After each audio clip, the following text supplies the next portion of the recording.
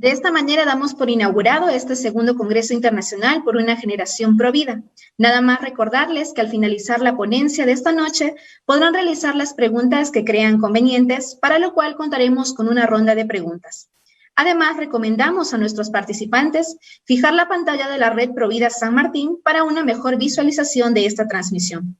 La ponencia de esta noche será impartida por la doctora Pilar Calva Mercado, quien nos hablará del Estatuto Humano del Embrión versus Conjunto de Células. La doctora Pilar Calva es médico cirujano especialista en genética humana con una subespecialidad en citogenética en París. Asimismo, cuenta con una maestría en genética y ha sido miembro de la Academia Pontificia para la Vida en el Vaticano y del Consejo de Bioética de México. Doctora Pilar, bienvenida.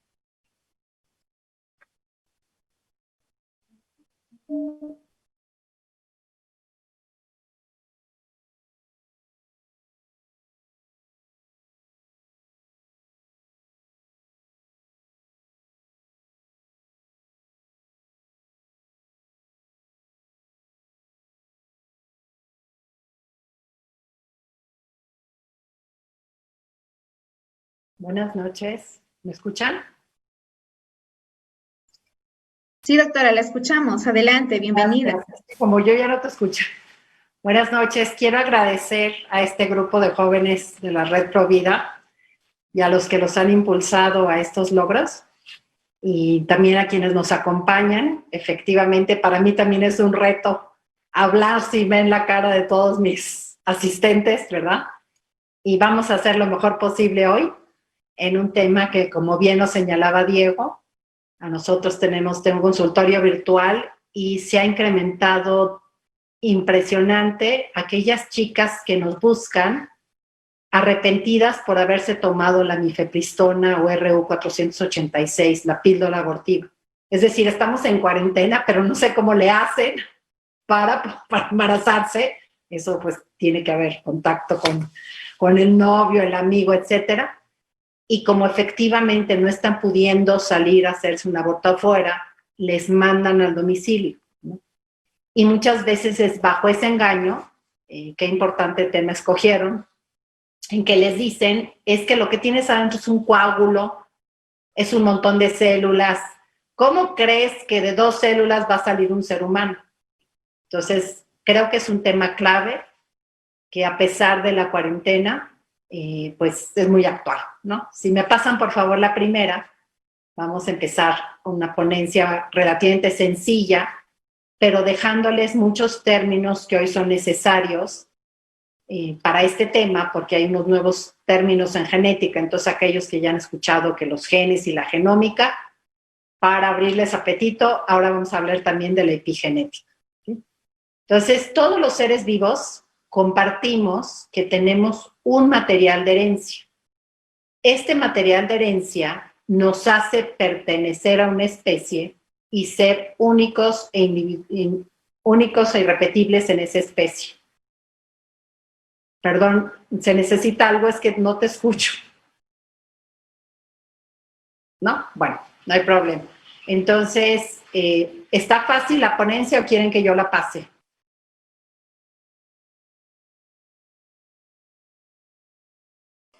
Doctora, ahorita lo vamos a pasar nosotros. Ah, muy bien. Bueno, yo me sigo. Lo que pasa es que no entendía, como sí veo que algunos hablan, dije, capaz que me toque. Ahí está. Perfecto. Sí, ahí está. Muy bien.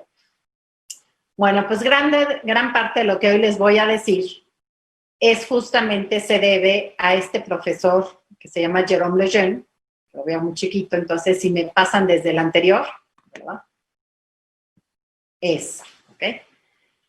Quiero rendir cierto homenaje al profesor Jérôme Lejeune, que fue con quien no solamente aprendí mucha genómica, mucha genética, quizás todavía no tanta ingeniería genética ni epigenética, porque pues les estoy hablando del inicio de los 80s, pero creo que siempre, mis queridos jóvenes, muy útil y ayuda muchísimo a comprometerse con la verdad, tener un modelo de alguien a quien puedan imitar. Yo alguna vez también fui joven, probablemente en esa foto tenía más o menos sus edades, y tener a alguien a quien imitar, realmente este profesor Jérôme Lejeune, él fue el padre de la genética moderna, así como Mendel fue el padre de la genética, Lejeune fue el padre de la genética moderna, porque él fue el que descubrió la primera enfermedad que se relacionaba con la genética, que obviamente es la enfermedad más genética más común que conocemos. Los chiquitos, las personas con síndrome de Down, ya eran conocidas para ese momento. John Langdon Down había dicho cómo eran, pero no se sabía a qué se debía. Y la primera discriminación fuerte que sufrieron es que pensaron que eran secuela de sífilis, entonces era un deshonor tener una persona con síndrome de Down en la familia, o se amarraban la pata a la cama, o se cruzaban por la acera de enfrente, ¿verdad? Es el principio de discriminación importante. Con Lejeune se entiende que se debe a un error en el material genético, tienen material genético de más, tienen un libro 21 de más, un cromosoma 21 de más, y esto abre la puerta a la aplicación de la genética a la medicina. Esto fue muy importante, no solo en tema de cuestiones genéticas de enfermedades, sino, por ejemplo, se ha visto que algunos cánceres tienen relación con la genética. ¿Y qué diremos? Pues hoy es súper actual, ¿no? Con esta pandemia que estamos viviendo, que al final de cuentas, pues hablamos mucho de la genética del virus, de cómo van a hacer la vacuna modificando la genética nuestra. Entonces, pues es un tema súper actual, ¿sí? Entonces, mucho de lo que aprendí, lo aprendí con él, pero lo que aprendí más con él fue enamorarme de la verdad independientemente de las circunstancias.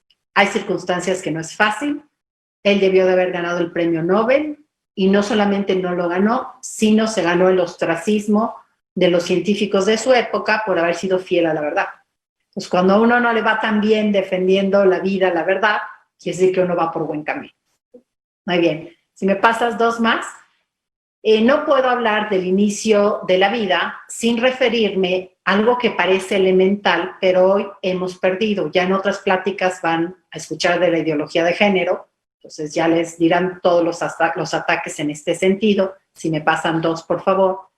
La relación esponsal íntima, la relación sexual, lo que los jóvenes llaman hacer el sexo no se hace, somos de un sexo desde la concepción hasta la muerte, independientemente de que seamos célibes, casados, niños o adultos, ¿sí?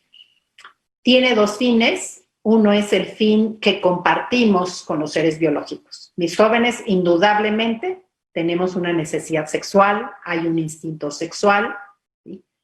Mucho más importante en la etapa de la adolescencia, ¿verdad? Bien has escuchado decir que hormona mata neurona, ¿sí? Entonces, hay un llamado, una tendencia a este acto, igual, perdón que lo compare, con otros seres vivos de reproducción sexual. ¿Para qué?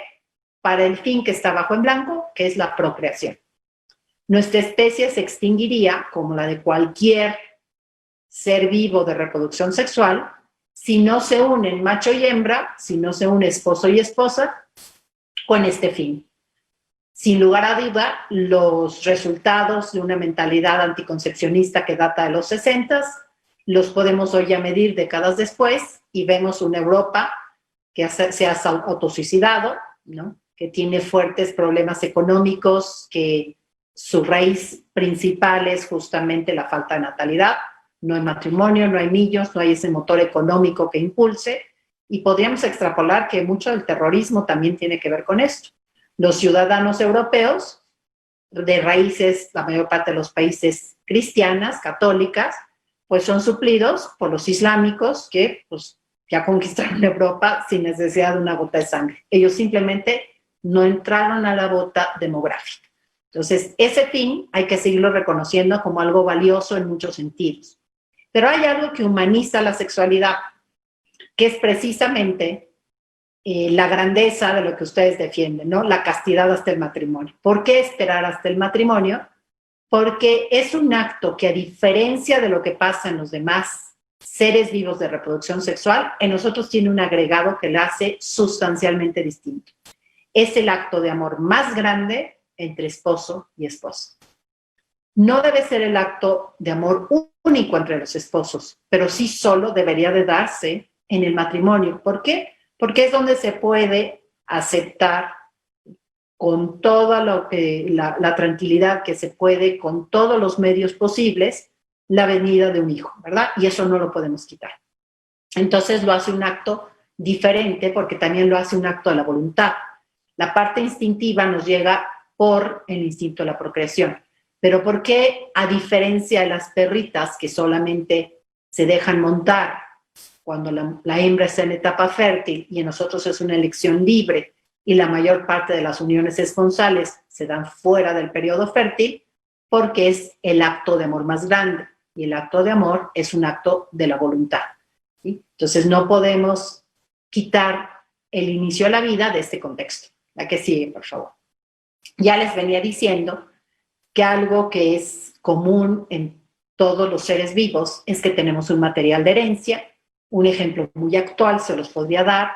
El coronavirus, ustedes han escuchado que es un virus que tiene adentro RNA, es un coronavirus, pariente en cierta manera del VIH, que también es un virus que tiene RNA. ¿Sí? Y en cambio hay otros virus que solo tienen DNA. Los virus solo tienen o DNA o RNA, que son los dos ácidos nucleicos. Por eso, algunos virólogos consideran que los virus no son seres vivos. Y lo que sí es importante es que todo virus, para reproducirse, necesita la maquinaria genética complementaria.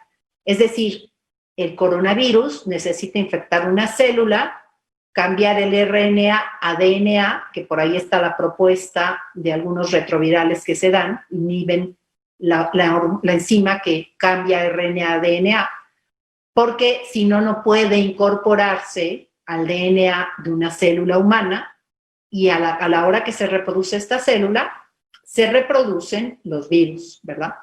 ¿Y por qué hay un periodo de incubación? Porque tenemos que tener una carga de virus suficiente para podernos enfermar.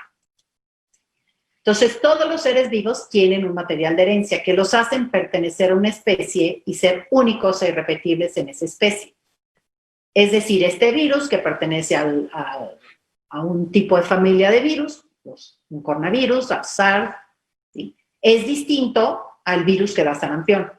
Es distinto a otros tipos de virus al que da la polio, ¿verdad? Así pasa, por ejemplo, si observamos en el bello, ¿sí? San Martín, ¿verdad? Y en medio de la jungla, ¿cuántos tipos de árboles? ¿Sí? Cada árbol pertenece a una especie, uno es roble, otro es jacaranda, ¿sí? Porque tiene ese DNA. Nos pasa lo mismo a nosotros. Nosotros indudablemente pertenecemos a una especie y no a otra, porque nosotros tenemos un material de herencia humano, que en su conjunto se conoce como un genoma humano. ¿Qué es el genoma humano? Todas las instrucciones que me hacen pertenecer a la especie humana. Pero hay otra cuestión muy importante del genoma. Mi genoma es distinto al de las demás personas. Y es distinto en poco porcentaje, ¿eh? Lo que nos hace diferentes a una persona de otro es solo el 1%. De hecho, ahí se borra el concepto de razas, porque no hay mayor diferencia entre alguien de una raza y otra. Lejeune concluía que genéticamente, pues es ilógico el concepto de raza. Todos somos hermanos al final de cuentas, ¿no? Entonces, menos del 1% nos hace diferentes. Pero ese 1% que nos hace diferentes nos hace únicos e irrepetibles. Si ustedes sacaran en su mente la fotografía de los 50 años de sus abuelitos, ustedes verían que su nariz es en ciertas cosas parecido a alguien de la familia del lado paterno o materno. Dirían, mira, esta cosita de acá se parece a mi tía Chofis del lado de mi papá y esto respingadito a tal del lado de mi mamá, etc. Pero al final, cada quien tiene su propia nariz. Mi nariz es más parecida en mi familia a la de alguien, pero la mía es única y irrepetible. Y si fuéramos así con cada parte de nuestro cuerpo, no hay dos ojos iguales, no hay dos iris iguales, es decir, lo de color que rodea la pupila, no hay dos iguales, pueden ser ojos azules, pero si ustedes las observan, cada una es distinta. Somos iguales, nuestro corazón es distinto, aunque todos tenemos un corazón humano. Eso es la genética. El genoma, si pudieran proyectar 3 adelante, el genoma está empastado en unos libros. Entonces, el genoma son las instrucciones. De cuenta, son una serie de páginas que dicen quién soy yo. ¿Quién soy? Una persona, un individuo, un ser humano, pero soy ese ser humano en específico diferente al resto de los que han existido y al resto de los que pudieran existir. ¿Me pasan otra más, por favor? Entonces, aquí estamos viendo en la proyección ese material de herencia, el DNA, que es el de la doble hélice. El lenguaje de quién soy yo está en los peldaños de esa escalera, en una molécula química que se llaman los nucleótidos. Entonces, el orden de esas 4 bases, de esas 4 letras, hacen que yo tenga un sistema de información guardado en cada núcleo de mis células, que son microscópicas, y ni la computadora no diseñada, pensada para estar contenida en algo chiquititito, puede tener esa cantidad de información en un espacio tan pequeñito. Es increíble nuestro genoma. Y a la receta Lo que soy está empastada en unos libros, la que sigue, que son los cromosomas. Para que vean cómo avanza, lo que yo estudié a inicio de los 80 fue citogenética, que fue el estudio de esos libros de la herencia. Es decir, nosotros solo podíamos saber todo el material de herencia, está empastado en unos minúsculos libros que se llaman cromosomas, que se encuentran adentro del núcleo de todas nuestras células que tienen núcleo. La mayoría tienen núcleo. Una excepción son los glóbulos rojos. Esos no tienen núcleo, no tienen nuestro material de herencia. Y este material de herencia, ¿sí?, ahí se encuentra. Y lo siguiente que hicieron, cuando empezaron a avanzar las técnicas, probablemente habían escuchado que se está mapeando el genoma, que se está secuenciando, es decir, ya el mapeo es saber el índice del libro, de cada uno de los pares de libros. La secuencia es el contenido de cada receta, que por ahí eso vamos más lento. Por ejemplo, una aplicación extraordinaria de esto, muy útil, es que hoy podemos hacer sintéticamente el gen de la insulina, esa proteína que se necesita para meter el azúcar en la sangre, que no seamos diabéticos. Y hoy ha cambiado radicalmente el pronóstico de un diabético porque le sale mucho más barato comprar insulina y compra una insulina humana, ¿verdad? La que sigue, por favor, donde estamos viendo los cromosomas. Hoy pueden editarse esos genes, ¿verdad? Estos son los cromosomas, los libros de herencia. Hago una anotación para preparando cuando ustedes tengan sus pláticas de ideología de género. Trato de aprovechar que soy la primera en qué les puedo ayudar, ¿verdad? Y si ustedes se fijan, todos tenemos por pares iguales por afuera. El 2, un 2 y el otro 2 se ven igualitos, un 8 y el otro 8, porque tenemos pares porque uno nos lo dio papá, otro nos lo dio mamá. El contenido puede no ser igual. Por ejemplo, donde está la receta de color de ojos, papá pudo haber dicho oscuros y mamá claros. O pueden decir los 2 claros o los 2 oscuros, pero son equivalentes, ¿sí? Y quiero señalar el par 23. El par 23, ustedes pueden ver en este que es un cromosoma grandote, que se llama X, y un cromosoma pequeñito, que es el Y. ¿Sí? Solo hay 2 posibles cargas genéticas normales. ¿Sí? Una es XY, que es el caso. Si yo me llevan una muestra de sangre y me dicen, a ver, ¿es de un hombre o una mujer? Fácil. Este es de un varón porque tiene un cromosoma grandote y uno chiquito. La costumbre que tenga no podré conocer, pero les puedo dar algunos ejemplos. Un varón homosexual tiene un cariotipo XY. Una mujer homosexual tiene un cariotipo XX, como una mujer heterosexual lo tiene también. Una persona bisexual, igual, si es mujer es XX, si es varón es XY, y obviamente una persona transexual es niño o niña porque es XX o XY. Lo demás queda en la esfera de su apreciación. Tiene lo que llamamos en psiquiatría una evasión de la realidad. Y esto, bueno, ya se los tocarán más en la ideología de género, pero que sepan lo que dice la medicina. Entonces, los libros vienen impresos. Si yo saco un libro del Quijote, la verdad es que el libro ya está escrito, yo ya no lo puedo modificar. Y puede pasar toda una vida con el libro y el libro no se modifica. Lo mismo pasa con el genoma. Con el genoma que iniciamos nuestra existencia, que es en el momento en que se unen los gametos, y lo voy a demostrar a continuación, hasta el día que nos morimos. Esa es la única biomolécula, es decir, molécula de la vida, que no cambia a lo largo de la vida. En cambio, la que sigue, probablemente han escuchado algo más nuevo, que es la epigenética, el epigenoma y la impronta. ¿Qué es eso? Si me pasan a que sigue, por favor.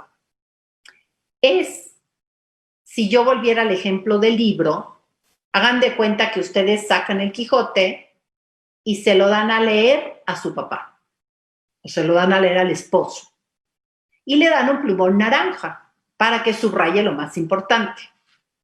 ¿Todas las personas que lean el Quijote van a subrayar lo mismo? No. Por cierto, los libros no se deben de subrayar, pero estoy poniendo un ejemplo, ¿sí? Y después le dieran un plumón amarillo a una esposa, a una hermana, a que subrayara lo más importante. Es muy probable que el varón subraya algo diferente a la mujer. Y vamos a ver cómo eso subrayado, que es metafórico, porque ¿qué pasa? Los libros de la herencia no cambian, el DNA no cambia a lo largo de la vida, ¿sí? En cambio, sí se hace un subrayaje, un marcaje que puede cambiar de acuerdo a la edad, puede cambiar por cosas ambientales, cambia por el tipo de células, y eso se llama la epigenética. Y no es tan real un subrayado. Son unas moléculas químicas que se pueden pegar o se pueden despegar de ciertos fragmentos. Efectivamente es una fosforilación o una metilación. Todo lo que hasta ahorita he hablado lo pueden encontrar en cualquier libro de química orgánica o de bioquímica. Diego sabrá que un reto para los médicos pues, es entender el Leninger, que es así el más importante, ¿sí? No es mi opinión, es lo que dice la ciencia. Y quiero señalar la última línea de esta diapositiva que dice, ¿no?, que es muy interesante cómo la célula sexual femenina subraya algo diferente a la célula sexual masculina. Aunque tienen una genética equivalente, porque los dos traen 23 cromosomas, vamos a ver que reducen a la mitad su herencia para que cada papá aporte la mitad. Pero aún así, el subrayado los hace diferentes. Y cuando se unen las dos, se quita el subrayado de uno y se hace un subrayado nuevo, como tratándonos de decir químicamente, dejé de ser espermatozoide, dejé de ser óvulo y ahora soy algo o alguien diferente, que ese es el reto que vamos a contestar. Entonces, todas nuestras células, si me dejan ahí un momentito, todas tienen la misma genética de cualquier otro lugar de mi cuerpo. Si yo tomo una muestra de la célula de mi ojo y comparo su genética con la del dedo gordo del pie que está muy lejos, tienen la misma genética. Si yo tomo la genética de una neurona, tiene la misma genética que la de una célula del riñón. ¿Cómo puedo saber que ese dedo gordo que yo veo abajo de pie es mío? Bueno, pues uno porque siento lo puedo mover, pero además podría saber genéticamente que es parte de mí porque tiene mi misma genética. Esto es muy importante cuando uno hace el falso debate ideológico que viene mucho de la ideología de género, que yo tengo derecho a decidir sobre mi cuerpo. No, tu cuerpo, todo tu cuerpo tiene tu misma genética. ¿Y qué onda con las células de un tumor? La mayoría de las células de un tumor tienen exactamente la misma genética que el resto, nada más que crecen de manera desordenada, la mayoría. Más sí hay unas excepciones que tienen una mutación. Una mutación es de esos billones de letras que están contenidos en los libros. Una sola letra se cambia una por otra. Voy a poner un ejemplo. Es como si en el Quijote dijera la palabra casa y en una sola letra de todo el Quijote se cambiara por una Z. Pues ya no es lo mismo casa que cafa, ¿verdad? Y entonces va a cambiar el contexto de eso y eso va a crear un problema que puede ser un tumor. Pero es en una letra.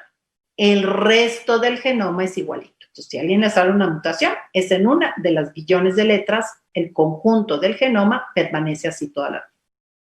La excepción de células que no tienen todo nuestro material de herencia, solo tienen la mitad, aquí se las presento, son las células sexuales masculinas, llamadas espermatozoides, El varón desde la pubertad produce millones diariamente y todas ellas llevan 23 cromosomas cada uno. Un 1, un 7, un 8, y hay 2 tipos de espermatozoides por carga de cromosoma sexual. Como el varón es XY, unos van a llevar la carga 23X y otros van a llevar la carga 23Y. Mamá, las esposas, las mujeres, las jovencitas, desde la menarca, producimos un óvulo al mes. ¿Cuántos óvulos se producen? Depende de la especie. Nosotros compartimos igual que las vaquitas, por eso nacen de una en una. Pero hay otras especies que producen más. A lo mejor un perrito 8, una ratita 20. Entonces, ¿cuántos óvulos producimos? Depende de la especie, ¿sí? Y es la célula más grande que tiene una hembra. En nuestro caso, aunque es mucho más grande que el espermatozoide en la fotografía del lado derecho, es el mismo aumento. Ustedes pueden ver en la periferia del óvulo el tamañito de los espermatozoides, son más pequeñitos todavía. Pero todavía aún así es microscópica porque la luz por donde viaja el óvulo y sucede la concepción, que se llama la luz de la trompa de Falopio, es microscópica. Hay una especie en donde es macroscópica, es el huevo de la gallina, el huevo estrellado que comimos hoy en la mañana, es un óvulo de gallina y es macroscópico, ¿sí? Para que se formen estas células, la que sigue, pasan 2 eventos importantes que los voy a nombrar. Son complicados, los voy a tratar de explicar muy sencillo, pero sí es importante que ustedes se queden con los nombres, se inquieten en seguir profundizando en esto, porque si no nos tildan de X color de pañoleta, X nombre, provida, X, ¿no? Que nosotros no podemos razonar, no podemos pensar y solamente repetimos cosas ilógicas que nos enseña la religión. Pues bueno, quiero aclarar varias cosas aquí. Este no es un tema religioso, es un tema de las ciencias médico-biológicas. Lo puede comprender quien tenga o quien no tenga un credo religioso. No es para nada un dogma de fe, ¿verdad? Y hay un razonamiento atrás. Yo necesito que ustedes se quedaran con este razonamiento. Entonces, primero, ¿cuál es el primer objetivo de la meiosis? Que es la manera en que se producen las células sexuales. La mitosis es por la que se producen todas nuestras células y entonces es una reproducción de que una célula de mi piel que tiene 46 cromosomas, si yo me quemo, si yo me corto, si yo me asoleo, viene atrás una capa de piel que también trae 46 cromosomas. Entonces, mitosis, reproducción celular, donde mantenemos el número de libros de herencia. Meiosis, que es el importante, viene de la etimología meio, que no quiere decir miedo, sino mitad. Entonces, de una célula de mujer de 46 cromosomas, se hace un proceso por el cual sus óvulos solo traen 23 cromosomas. Se reduce a la mitad de la carga de herencia. Pero pasan 2 eventos muy importantes que estoy tratando de explicar en esta diapositiva. Puse de manera arbitraria, ¿verdad? Nada más un par de cromosomas, pero esto está sucediendo al mismo tiempo en los 23 pares de cromosomas.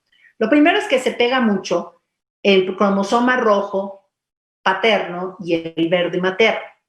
Y se pegan mucho, y esto es para producir las células sexuales del varón, es decir, nos estamos refiriendo solamente a la familia de los abuelos paternos.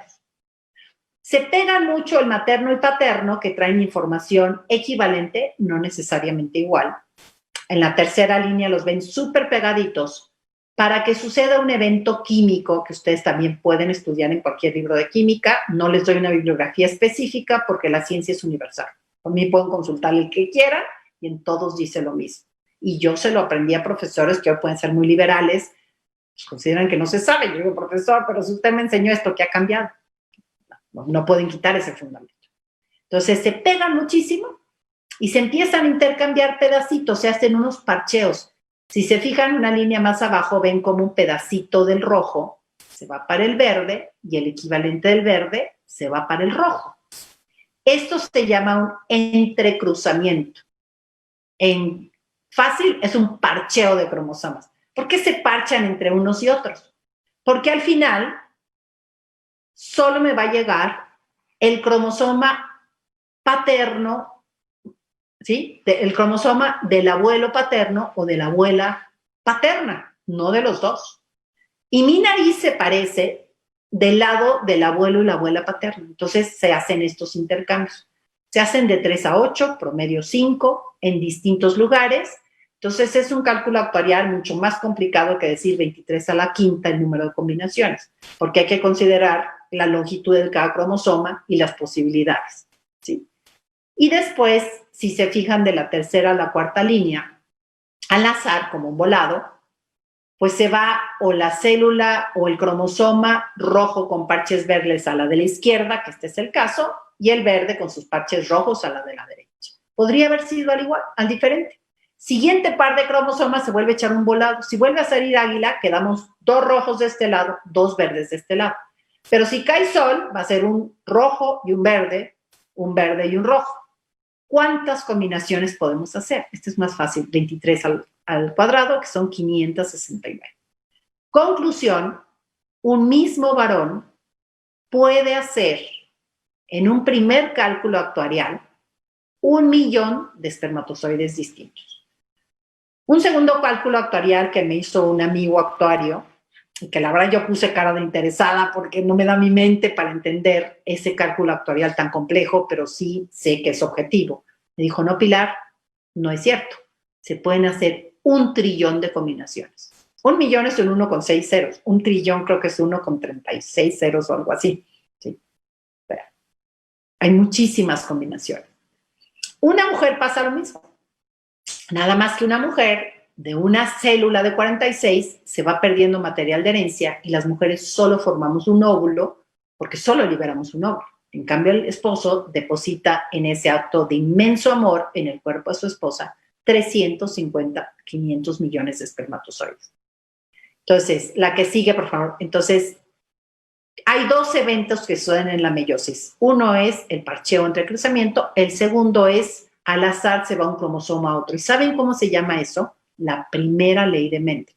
Es decir, estamos sustentando esto en una ley. Hay pocas leyes en ciencias naturales y una ley es un conocimiento inmutable. Ya no va a cambiar por más que tratemos de demostrar. Por ejemplo, ¿qué pasa si yo suelto este Kleenex? Se va para abajo, la ley de la gravedad, ¿no? Así como es esto, es la ley de la segregación de Mendel, ¿sí?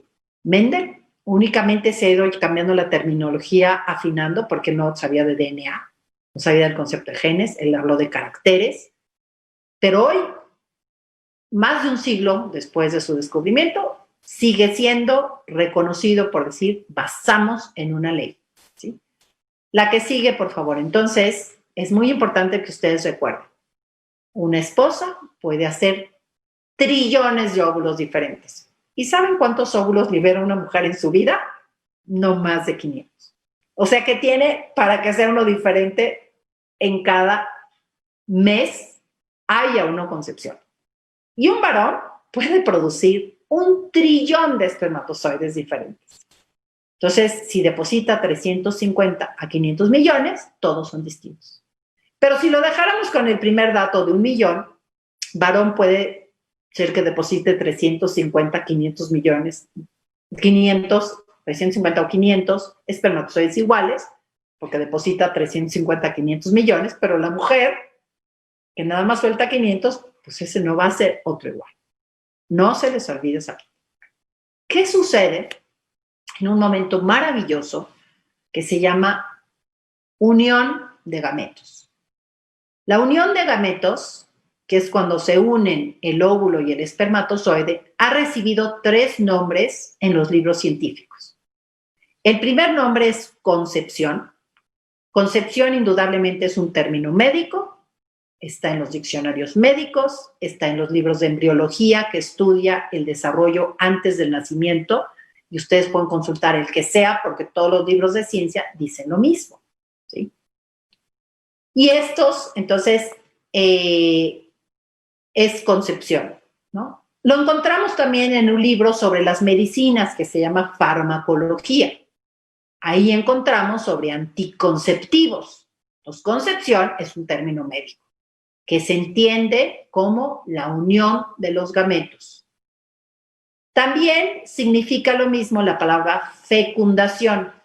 Es la unión de los gametos ya lo empezamos a encontrar en los libros de medicina, pero antes se encontraba más en los libros de veterinaria.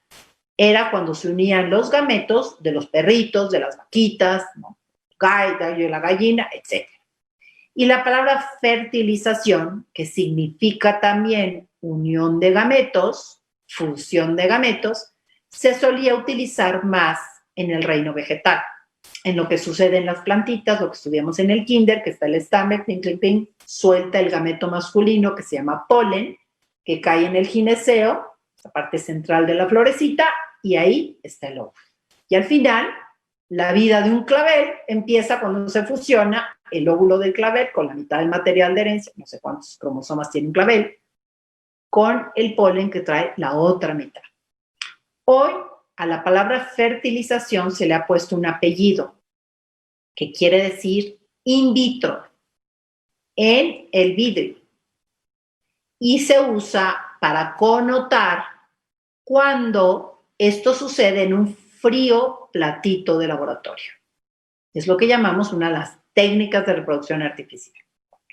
Hoy, además, podemos ver, y se puede ver desde 1978, que se fabrica la primera bebé de probeta, que se llama Louise Brown, ¿verdad? Y se han hecho millones en el mundo. Tiene sus problemas éticos, pero yo hablo de lo que técnicamente se ha hecho, ¿sí?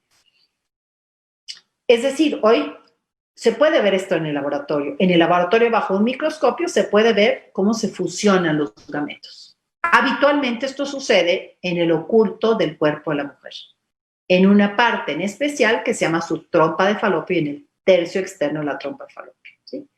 ¿Qué sucede cuando se unen los gametos? Llámese concepción, fecundación, fertilización.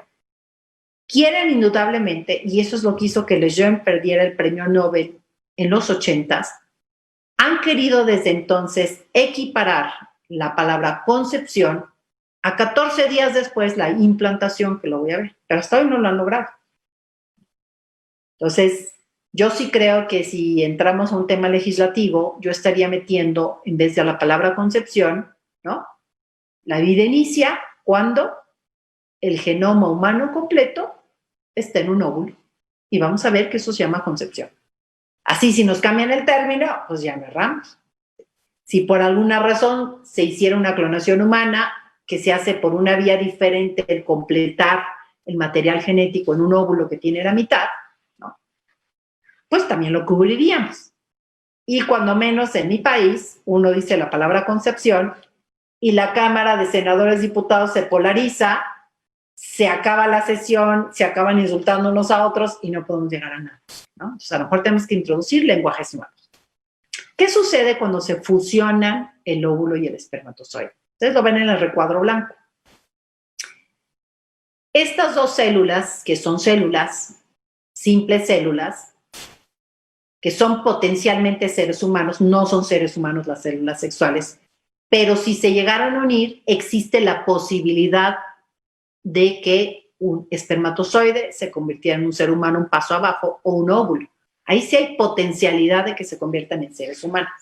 Pero estas son células con la mitad del material de herencia. ¿Son seres humanos? No, porque tienen la mitad del material de herencia.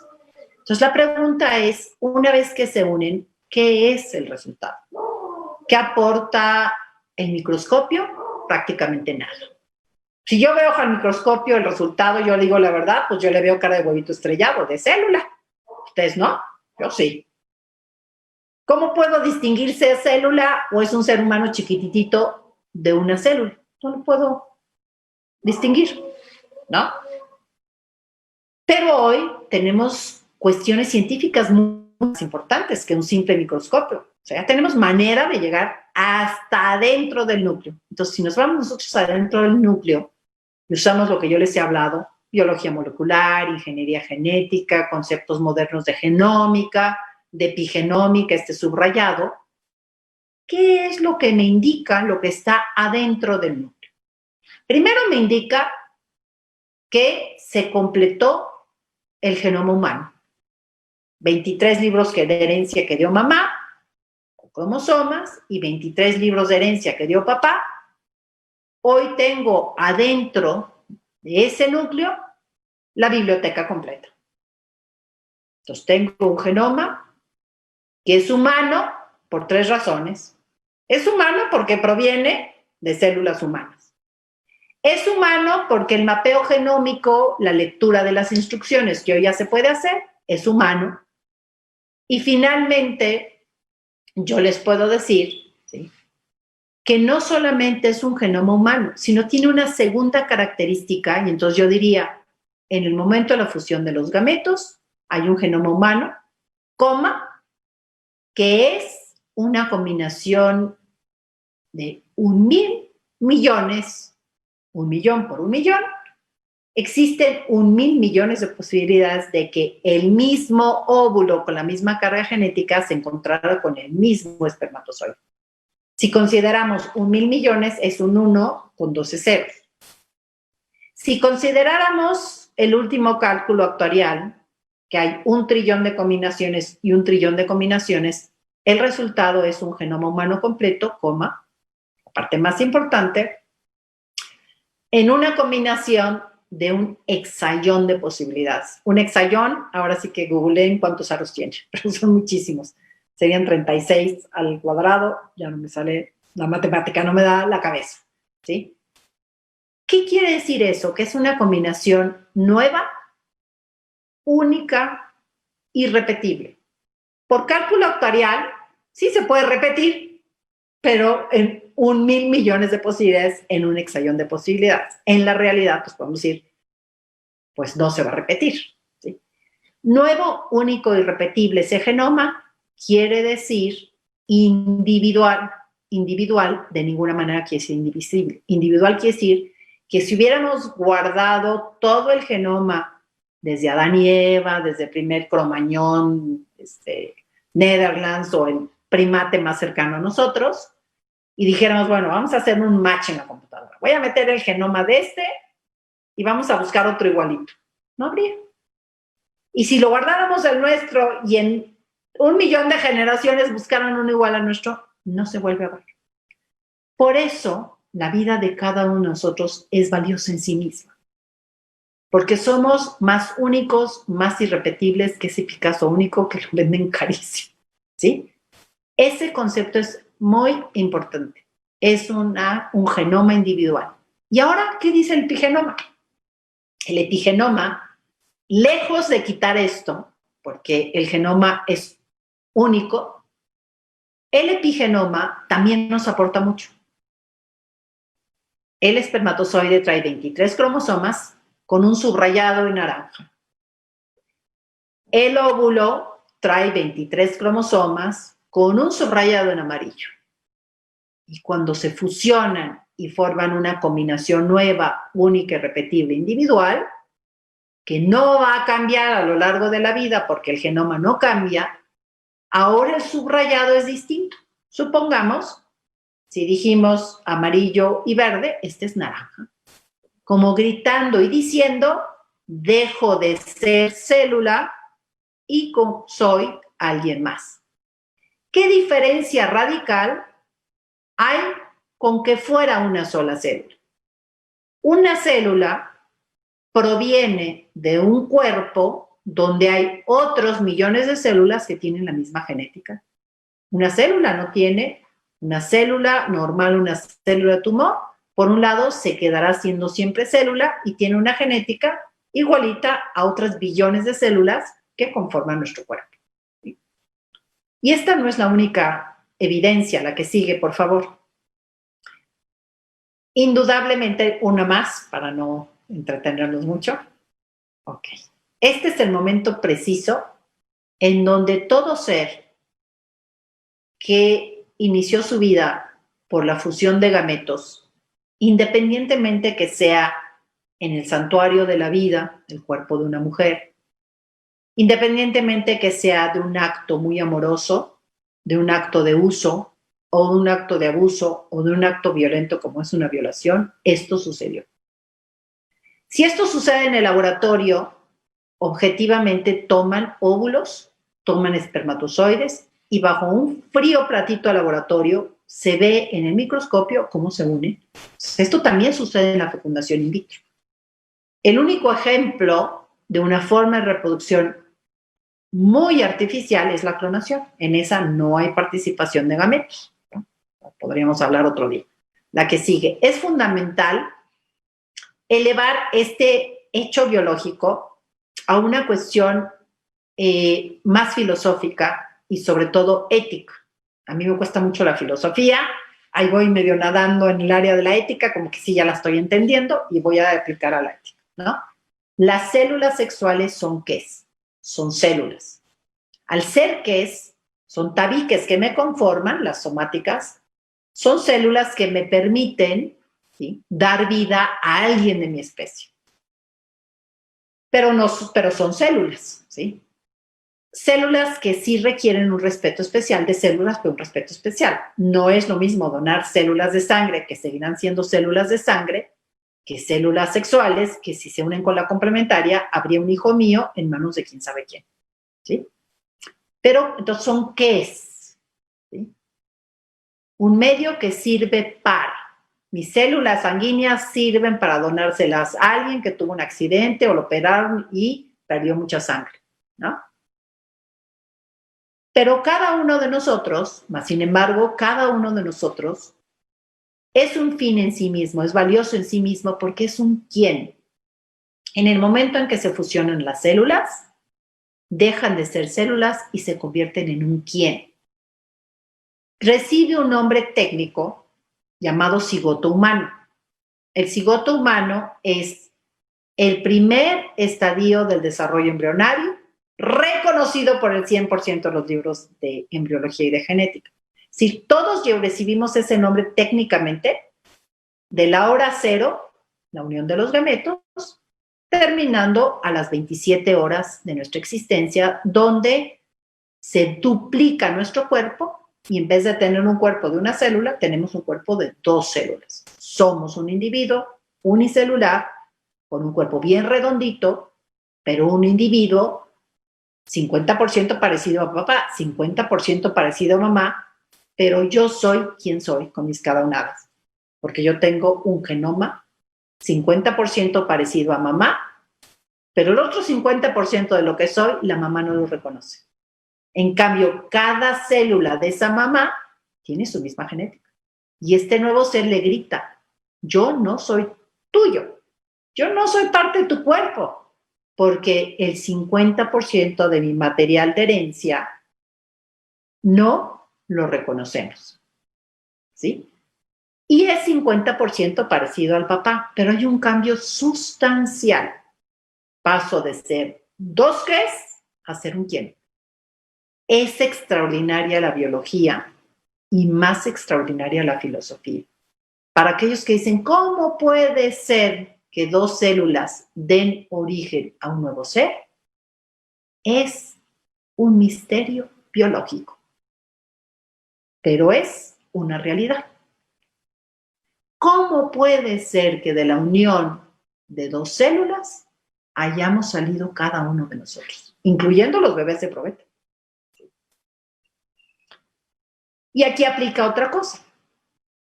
Hoy no estamos ofertando posibilidades para las mujeres embarazadas.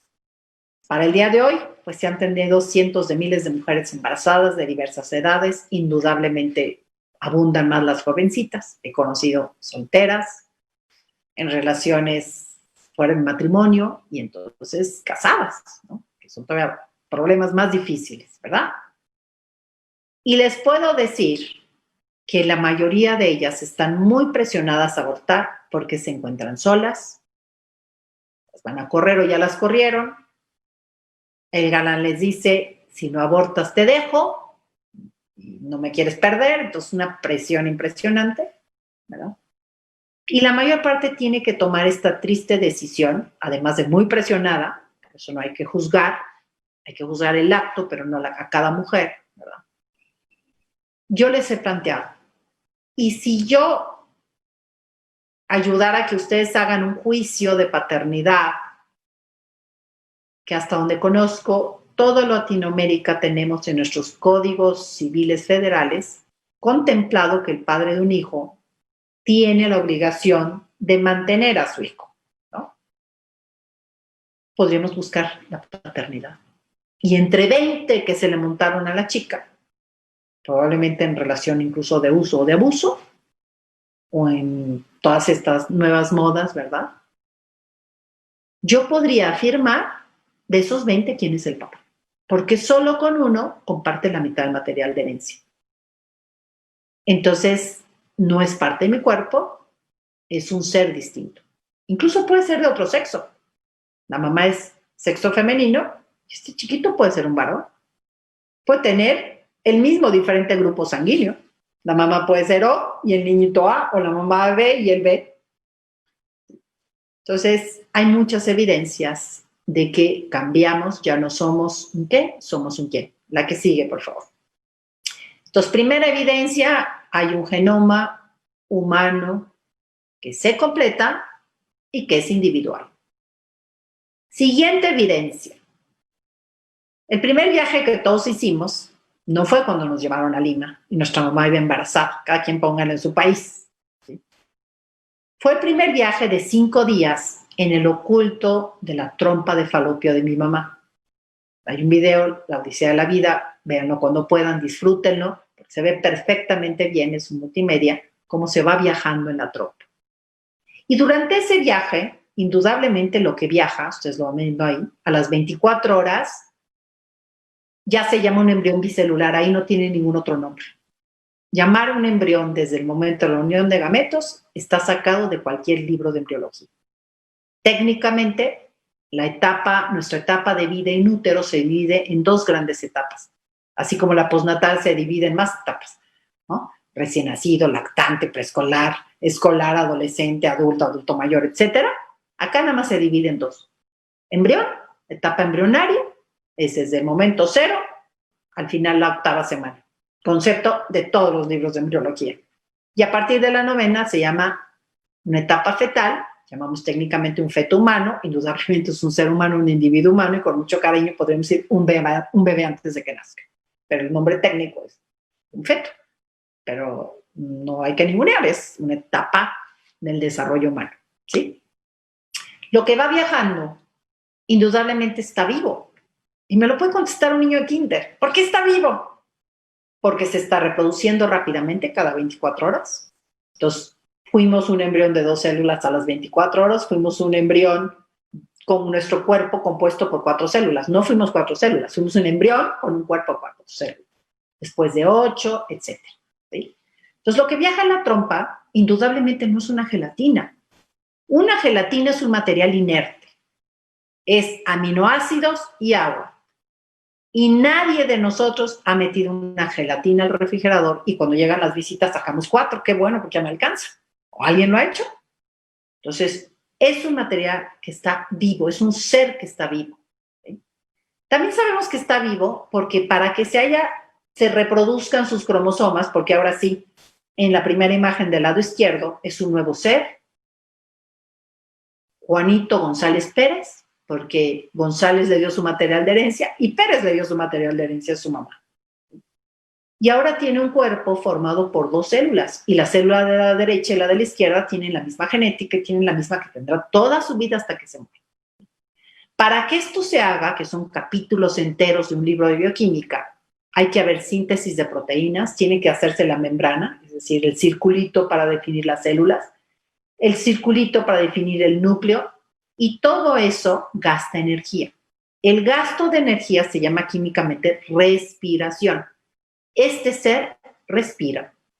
Claro, no respira por nariz ni tiene pulmón, pero lo tendrá y tendrá su pulmón y su nariz. Solo necesitamos que se exprese esta sinfonía humana. Pero ya está ahí escrito cómo va a ser su nariz. Entonces, la respiración es celular por un aparato que se llama mitocondria, por un ciclo que se llama ciclo de Krebs, que es ni más ni menos un premio Nobel. Sí, lo estamos sustentando en lo que han dicho y evidenciado los premios Nobel. Y si solo respirara y no incorporara energía, se moriría de hambre, porque gasta muchísima energía. Obviamente, tampoco tiene un aparato digestivo, y perdón la comparación, pero en la segunda diapositiva ven un grupo de células que está rodeando. Se llama la corona radiada y tiene 2 objetivos. Es el último selección, obstáculo para ver de los 300 que llegan, cuál es el primero que llega y toca. Y es la que nutre mientras puede nutrirse a través de la placenta, que es al final del día 14. Entonces come por ósmosis. Un chiquito, un embrión humano, que empieza su desarrollo en un frío platito de laboratorio, le tienen que poner al platito un medio de cultivo, porque si no, se moriría. Y solito replica sus células. La mamá no le dice, a ver, 2, 4, 8, no, solito. ¿Sí? Y finalmente llegamos al 4º o 5º día, bajo una forma que se llama blastocisto, y tiene 2 partes, o sea, cada una de las 100 células que ahora componen mi cuerpo. Fíjense, ya desde ahí hay una organización. Si ustedes dejan 5 días unas células de piel en una caja de Petri, seguirán siendo células de piel, no van a ver esta organización. Y ahí vemos cómo ya hay una partecita que da lugar a unos órganos externos del bebé, pero son del bebé, que los forma externos porque no lo vamos a usar el resto de la vida. Entonces ahí forma el órgano que lo alimenta, lo hace respirar, saca desechos, se llama placenta y se pega a la mamá. El cordoncito que lleva la comidita a la cicatriz umbilical, que se llama cordón umbilical, y la bolsita que lo recubre, que se llaman membranas amnióticas. Y el resto es en sí el embrión, pero todo parte del embrión. ¿Sí? La que sigue. Finalmente llega de la parte que yo puedo tocar con ustedes. Hicimos una revisión muy rápida, genética y embriológica, de cómo es el desarrollo antes hasta la implantación. Ahí vemos cómo va viajando en la trompa, cómo multiplica su cuerpo rápidamente, pero es un ser organizado como uno solo y especializándose muy claramente a partir de las 2 células, donde ya se sabe cuál lado va a formar placenta, cordón umbilical, etcétera, y cuál se va a seguir como propiamente el embrioncito. Hay una especialización desde las primeras 24 horas. Y obviamente a los 5 días está organizado, no como un montón de células, sino una organización ya muy particular. Y en el día 5, la que sigue, llega al santuario de la vida, donde permanecerá el resto de los 9 meses, la que sigue, que se llama el útero matriz, que lo están viendo ahí. El útero matriz es un órgano tan maravilloso, porque ahí se nos alberga el resto de los 9 meses. La capita interna de ese útero tiene que estar bien preparada. La que sigue, para que lo veamos más cerca, se llama el endometrio, y es donde eminentemente es el blanco de algunos anticonceptivos, sobre todo los hormonales, el dispositivo. Es el blanco indudablemente de las píldoras abortivas, claramente abortivas, ya no anticonceptivas, sino abortivas, ¿no?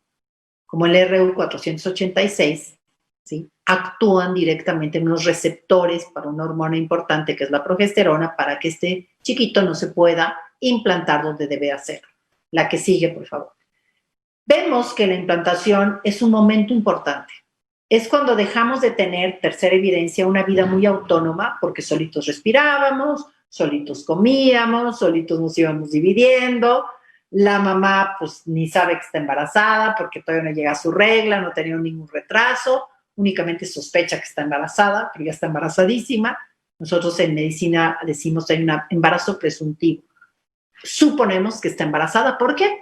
Porque tiene un esposo que la ama y se da la relación y el acto de amar más grande entre esposos, o es porque ¿sí? La han utilizado algún varón, y una mujer que tiene relaciones sexuales siempre debe de pensar que podría estar embarazada. ¿Sí? Entonces es interesante cómo este proceso es autónomo. Este chiquito decide en qué lugar del útero se implanta. La mayoría lo hacen arriba y atrás, pero algunos se implantan súper abajo. La mamá empieza con sangrado y son esos embarazos donde la mamá tiene que permanecer 9 meses en cama. Y les hacen como un amarrado con un alambre que se llama un ámbito quirúrgico que se llama un cerclaje. ¿Sí?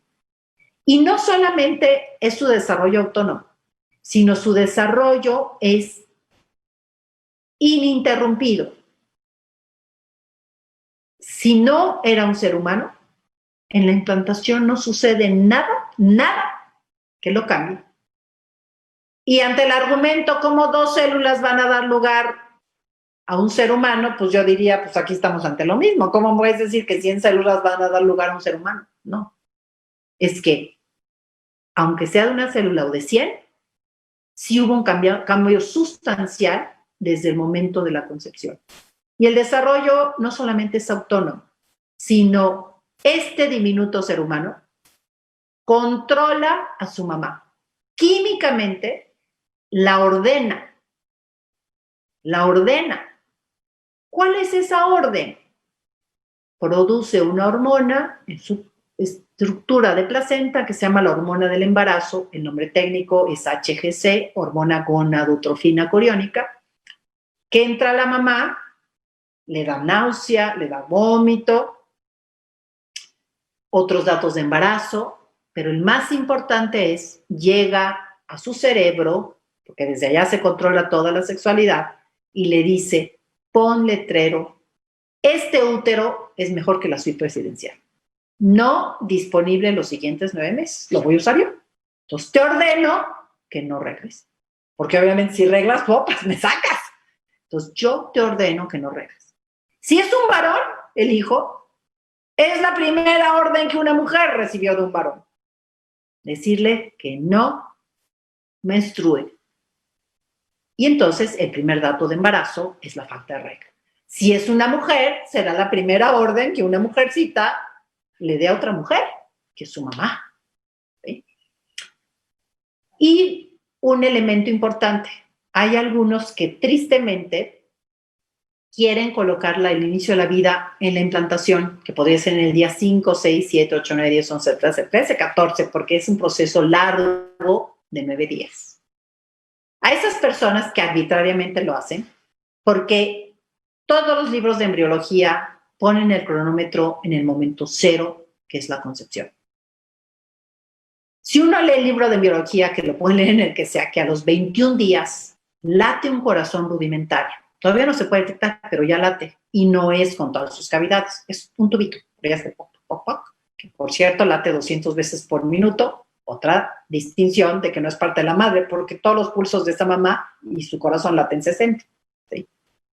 Cuando decimos a los 21 días, no nos tenemos que poner de acuerdo los científicos. Oiga, doctor, ¿usted desde cuándo cuenta? Porque si es desde tal, entonces nada más son 7. Si es desde tal, entonces es en tal momento, ¿no? Todos lo entendemos. Si un médico dice, usted tiene tantas semanas de embarazo y su hijo va a nacer en tal fecha más o menos, ¿a partir de cuándo contó las semanas que tiene y a partir de cuándo contó las 38 semanas? Porque nacemos entre la 36 y la 40. Pues las contó desde que se unen los gametos. Y yo no he visto un ginecólogo que le haya hablado, oiga, doctor, quiero aclarar con usted es desde la onda cerebral, es desde qué tal, para ver cuánto le resto, le sumo, nos ponemos de acuerdo. Universalmente lo entendemos, porque es ciencia. Entonces, si alguien mide un bebé en ultrasonido y dice, pues, por la medida del fémur y tal, tiene tantas semanas, lo mismo, las contó desde la concepción. Entonces, ustedes con ese garbo dicen, lo dicen todos los libros, todos los médicos lo entendemos, etc. Yo pido a aquellos que lo quieren colocar en la implantación que me contesten 2 preguntas que yo las tengo claramente. Es un nuevo ser, distinto al padre y a la madre, que va viajando con un genoma nuevo, único, repetible, no indivisible, porque cada vez que su cuerpecito aumenta de tamaño, pues, esa célula nueva traerá la misma genética. ¿Sí?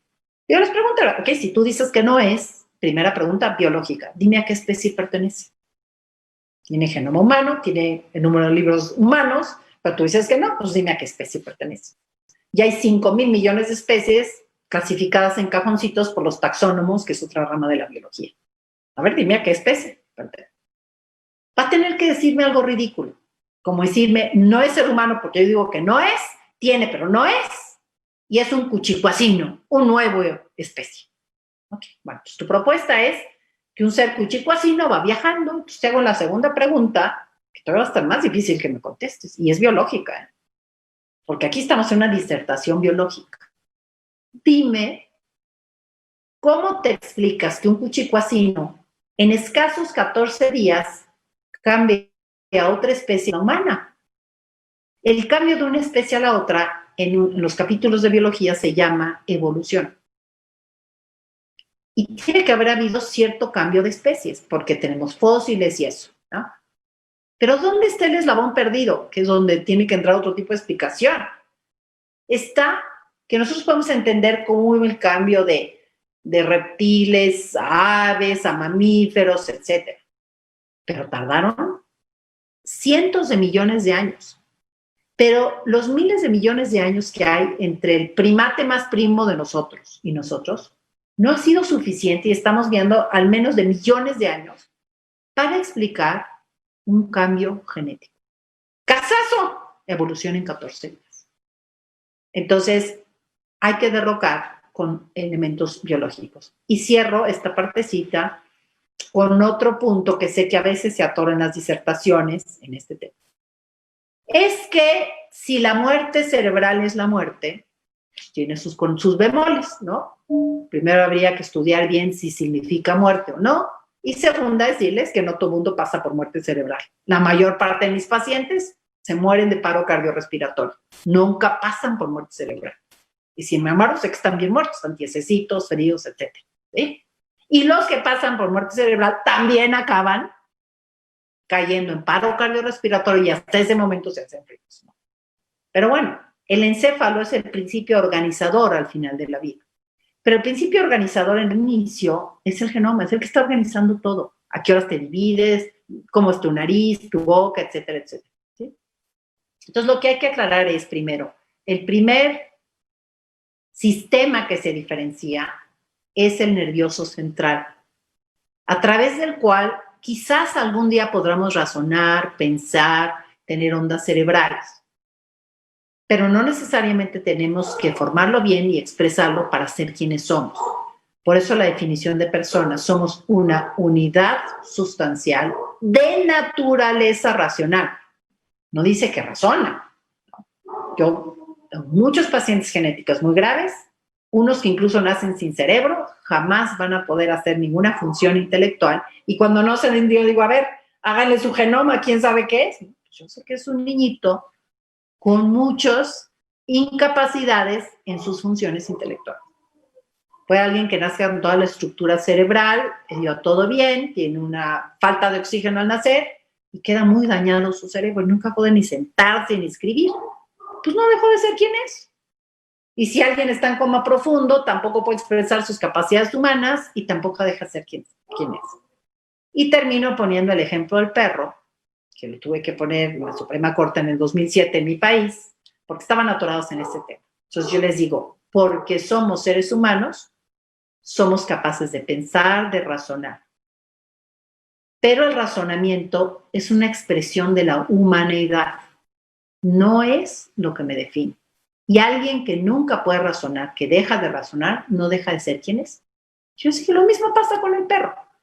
Ya para que acabe, le pedí a Diego que cuando sea la hora me lance un perro virtual, que me dan pánico los perros, ¿verdad? Pero por favor que el perro ladre, porque si no ladra no sé qué es.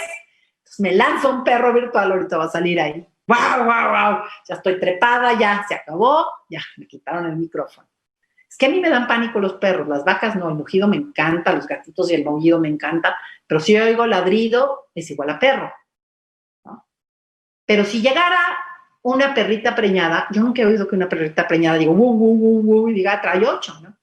Entonces, ¿qué? Hasta que nace el perrito y hace, wow, digo, ya supe que nació, yo no sabía que iba a salir de la perrita, no sabía si era un ratón, un becerrito o un gatito, ¿no? Entonces, fíjense, el ladrido es una expresión de la perreidad, pero no es el que lo define como perro. La capacidad racional, las ondas cerebrales, la capacidad de sentir dolor, cuidado con esa defensa, es una expresión de la humanidad, pero no es lo que me define como ser humano. Muchas gracias. ¿Oyeron el ladrido de perro? ¿O sí lo estoy oyendo?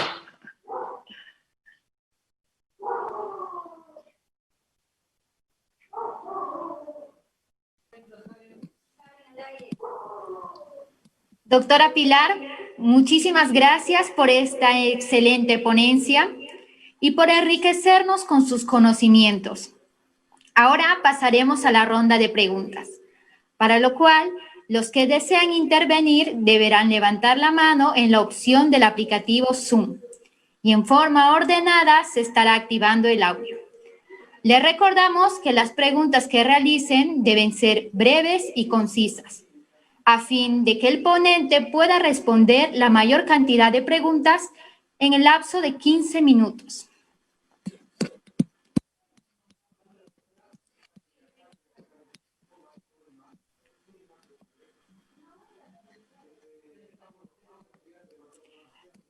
Damos el pase a Mauro Subiate para que realice la primera pregunta de esta noche.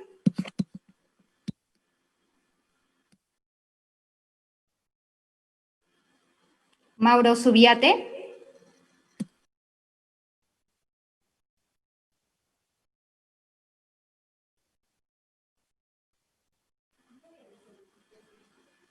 Mauro Subiate, puedes activar tu micro para realizar tu pregunta.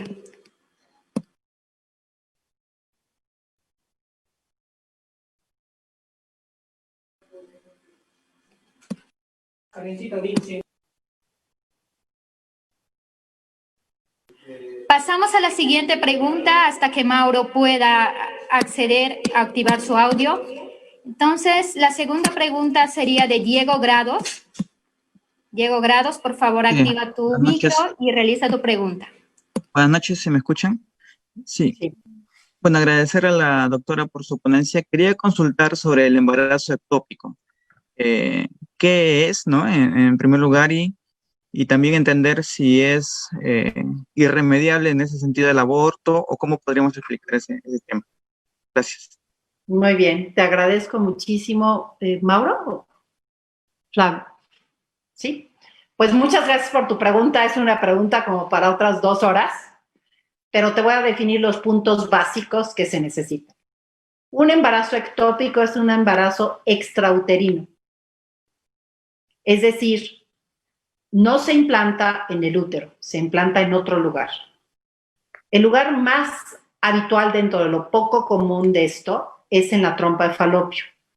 En ese viaje de 5 días, por una situación en sí de la mamá, ¿no? Se queda atoradito en la trompa de falopio. O puede ser algo provocado. Cuando una mujer toma la píldora del día después, la trompa se vuelve loca en sus movimientos y un efecto adverso de esta píldora es que se queda atorado, ¿no? Entonces, al quedarse atorado en su viaje, está en una luz chiquita de una trompa que no puede crecer. Entonces, ahí se implanta porque todo lo que necesita para implantarse lo trae el bebé. El bebé trae la estructura para pegarse, al 5.º día se pega en lo que tiene al lado. De hecho, tristemente, si un bebé en un platito de laboratorio lo dejamos hasta el 5.º día, se pega el vidrio del laboratorio, pero ahí no saca nada. Entonces, ¿aquí qué hace? Se pega en la luz de la trompa y empieza, forma su placenta, su cordoncito, ahí va sus sanguíneos, va comiendo como pueda, se sigue desarrollando, pero llega un momento en las primeras semanas de embarazo donde la luz de la trompa no es suficientemente elástica y no es, pues, el órgano adecuado para que ahí se dé una implantación. Y en la mayoría de los casos, probablemente muy cercano al 100%, ¿no? O sea, al menos a los 90 y picos por ciento, quizás 97%, se rompe la trompa, la placenta deja de funcionar, el chiquito se muere. O sea, un embrioncito, generalmente si es antes de la 8ª semana, si no tenemos un feto humano, fallece por sí solito, se muere, ¿no? Esto no fue provocado por nadie, porque quedó ahí. El acto anterior, pues sí tiene su implicación ética, ¿no? ¿Qué hacen tomando, dándole, ¿no? Pero bueno, ya fallece ahí. Y en la mayoría de los casos se detecta este problema porque la mujer empieza con un sangrado interno y hay que llevarla al hospital porque no sabemos qué pasa, ¿no? Se abre, o sea, se da cuenta, ¿no? Se abre, se tiene que quitar toda la trompa. Lo ideal sería hacer una salpingoplastia y solo quitar el pedacito, pero es una cirugía de urgencias. Por ahí se está desangrando la mamá. Ya no tenemos mucho tiempo para contar el detalle. Entonces, se hace una salpingectomía que contiene el cadáver de un chiquito. Ahí no hubo ningún aborto. ¿Ok? Se sacó un órgano enfermo con un cadávercito de 6 semanas de existencia. Hasta ahí pues, llevan la cuenta desde la concepción, ¿no? El dilema más importante para los médicos es cuando llegamos a pescar esto en un porcentaje muy pequeñito, cuando todavía está vivo el chiquito, que seguramente es el caso al que te estás refiriendo, pero no es la mayoría, ¿eh? Pero hay que tocarlo en cuenta, ¿sí? Las guías de esa, las guías técnicas de salud, que hoy todo es por guías, no, o sea, nos han impuesto las guías del cubrebocas y de qué tal, y de qué tal, y qué tal, ¿no? Pero bueno, pues los médicos razonamos nuestra profesión y nos movemos y estudiamos mucho más que leer puras guías. Sería bien fácil la carrera si solo las guías y como robot obedeces, ¿no? Pues cada caso es cada caso, tú estudias sobre enfermedades y las tienes que aplicar y conocer, etcétera, ¿no? Las guías más frecuentes, que son las que llegan a la discusión de este tema, te dicen de metrotexate o cualquier otro medicamento abortivo para no poner en peligro la vida de la madre. Entonces, si este embrión, en caso excepcional, está vivo y tú le das una sustancia que lo mata, porque directamente la sustancia, ¿sí?, provoca su muerte, es matar y siempre va a ser incorrecto, ¿no? Pero es lo más frecuente que se suele hacer en esos casos raros, porque es lo que dice la guía. ¿Qué puedes hacer?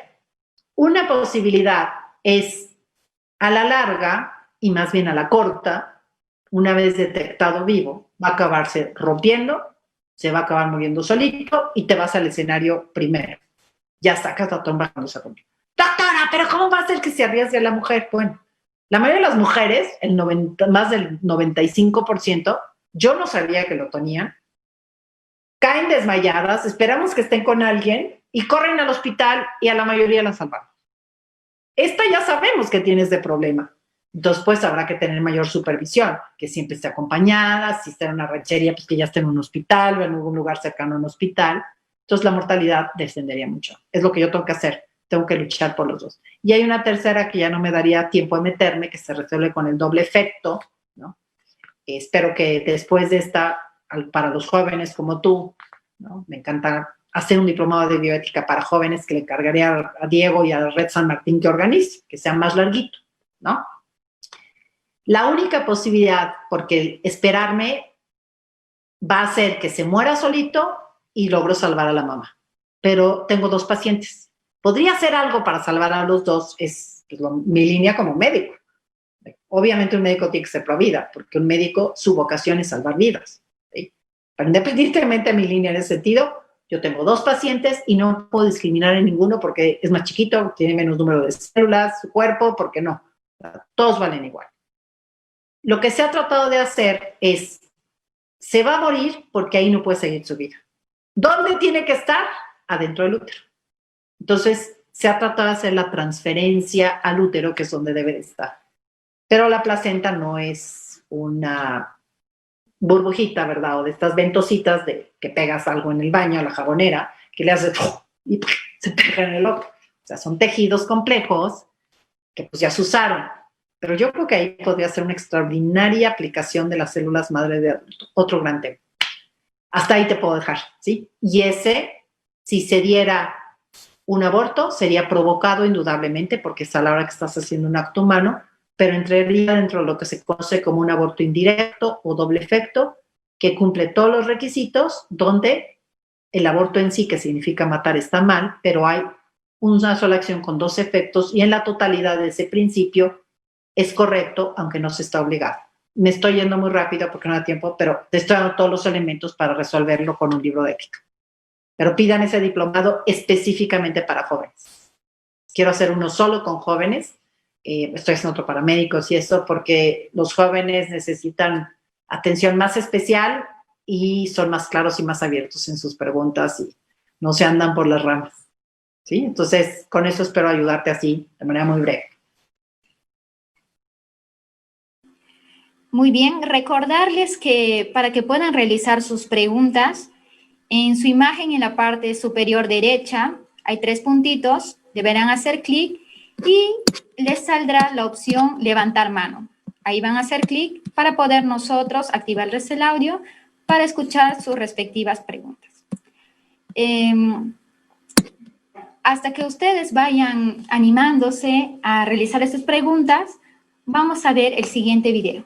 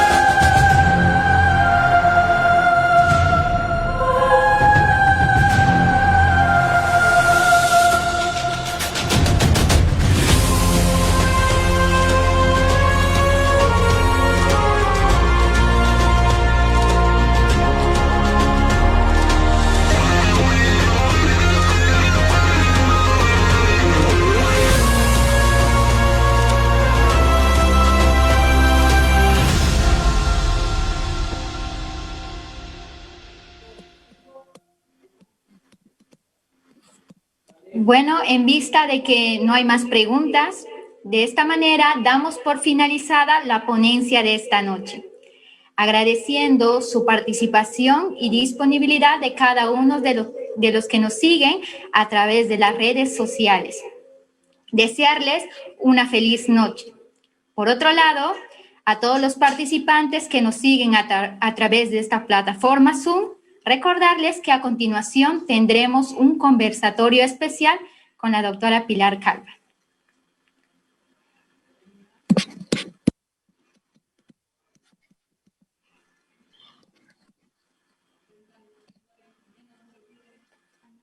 Muy bien, perfecto. Muchas gracias.